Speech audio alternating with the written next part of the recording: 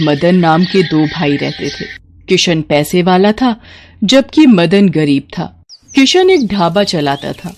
पहले मदन और किशन दोनों ही मिलकर ढाबा चलाते थे, पर जब ढाबा अच्छा चलने लगा तो किशन ने मदन को अपने घर और काम से अलग कर दिया। मदन सीधा साधा था, इसलिए कुछ नहीं बोला। मदन ने शुरू से ही खाना बनाना सीखा था, इसलिए उसने अलग होने के बाद एक छोटे से ठेले पर कढ़ी चावल बेचना शुरू कर दिया। गांव में किशन का ढाबा होने की वजह से मदन के कढ़ी चावल का ठेला ज्यादा नहीं चलता था। मदन दयालु स्वभाव का था। वो गरीब और भूखे लोगों को भोजन मुफ्त में ही खिला दिया करता था। मदन की बेटी रूपा के पैर में चोट आ गई थी, जिस कारण वो ठीक से चल नहीं पाती थी और उसका इलाज शहर में ही हो सकता था, जिसके लिए मदन को 2 लाख रुपए की जरूरत थी। पर मदन के पास इतने पैसे नहीं थे कि वो अपनी बेटी का इलाज करा सके।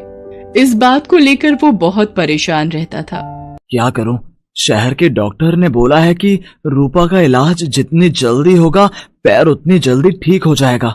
अगर देर हो गई तो उसका पैर हमेशा के लिए खराब हो जाएगा। एक बार किशन भैया से बात करके देखता हूँ, शायद वो थोड़ी मदद कर दें। मदन अपने भाई से इस बारे में बात करने के लिए जाता है। पागल हो रहा है क्या? 2 लाख रुपए कोई छोटी रकम थोड़ी होती है। एक तो पहले ही मेरा ढाबा ठीक से नहीं चल रहा, घर में बड़ी दिक्कत चल रही है, और फिर तू तो कढ़ी चावल का ठेला लगाता है। तेरी कमाई नहीं होती क्या जो मुझसे मांगने के लिए आ गया?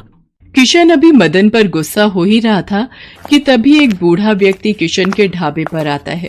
भैया कुछ खाने को दे दो, बहुत भूख लगी है। भगवान तुम्हारा भला करे।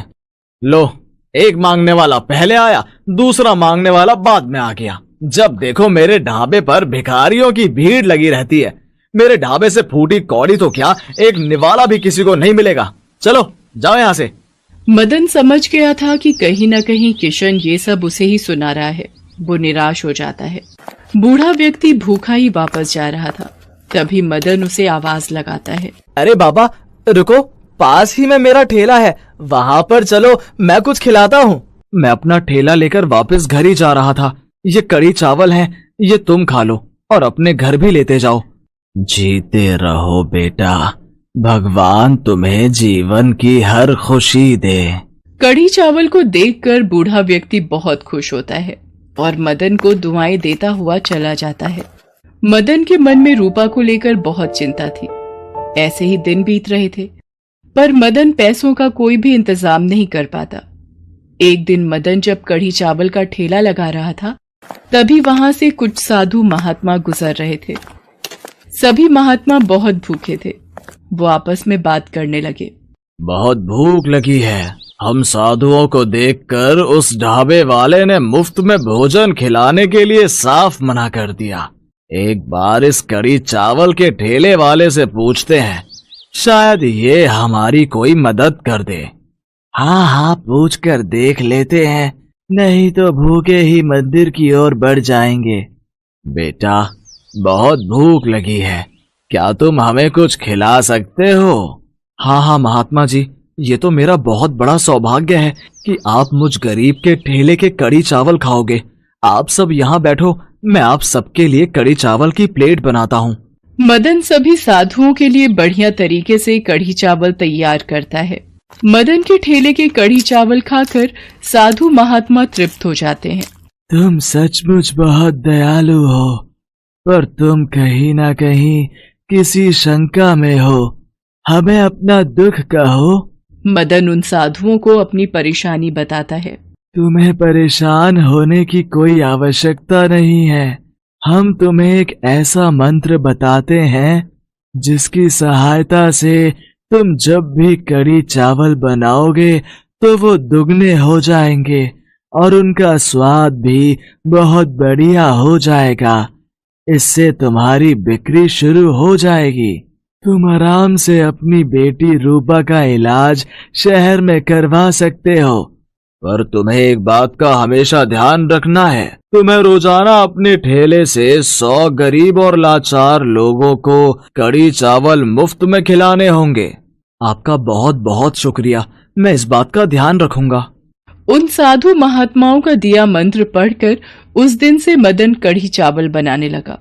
मदन के कढ़ी चावल इतने स्वादिष्ट होते थे कि आसपास के सभी गांव और शहर के लोग भी उसके पास कढ़ी चावल खाने के लिए आते थे।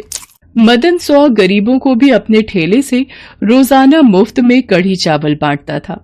धीरे धीरे मदन की बिक्री बढ़ गई। अब उसके पास लोग भी ज्यादा आने लगे थे, इसलिए उसने धीरे धीरे कढ़ी चावल की एक बड़ी दुकान खोल ली। मदन के पास इतने पैसे जुड़ गए थे जिससे उसने अपनी बेटी रूपा के पैर का इलाज भी करवा लिया और वो फिर से चलने और स्कूल जाने लगी। बापू देखो, मैं फिर से चल सकती हूँ। बापू, मेरा पैर बिल्कुल ठीक हो गया। आज मैं सचमुच अपनी बच्ची के लिए बहुत खुश हूँ। उन साधु महात्माओं ने आपको वो मंत्र देकर हमारे जीवन के सारे दुख दूर कर दिए। हाँ जानकी, तुम बिल्कुल ठीक कह रही हो। वो साधु महात्मा तो कोई भगवान का रूप बनकर आए थे। मेरी बेटी का पैर ठीक हो गया, बस मेरे लिए तो यही बहुत खुशी की बात है। किशन को जब मदन की तरक्की के बारे में पता चलता है तो वो अपना सा मुंह लेकर रह जाता है। मदन को दूसरों की भलाई करने का फल मिल गया था और उसके जीवन में ढेर सारी खुशियां आ जाती हैं। कहते हैं जो दूसरों का भला करता है, भगवान सदैव उनकी सहायता करते हैं।